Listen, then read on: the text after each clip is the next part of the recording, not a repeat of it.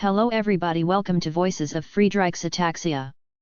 Our goal is to raise awareness and funds to cure Friedreich's Ataxia, FA. Today we will talk about FA forces me to process and cope with fear. By Kendall Harvey. When you live under the banner of a degenerative disease such as Friedreich's Ataxia, FA, you become well acquainted with fear.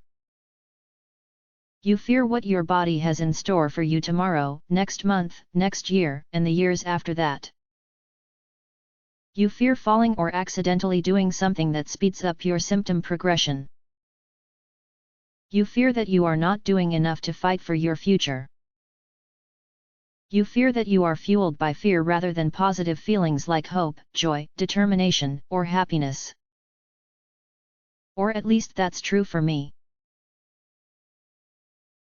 There are many ways to handle being afraid. Most of us have heard of the fight or flight response, where you either face your fears head-on or flee in self-preservation.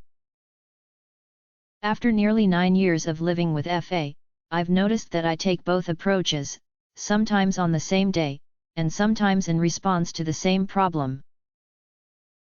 Sometimes, I confidently face my FA-related fears as soon as I notice them.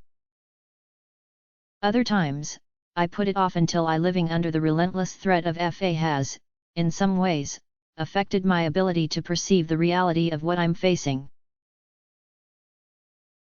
I often feel like I'm being overly dramatic, cautious, and sensitive, as though FA is waiting for any opportunity to pop up and ruin everything.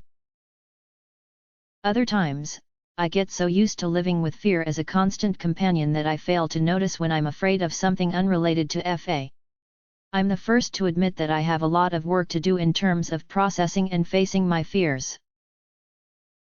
And I know that new ones are always lingering on the horizon, each requiring a unique approach. There is no one-size-fits-all solution for eradicating fear from your life. All you can do is try to find the best path forward and keep adapting.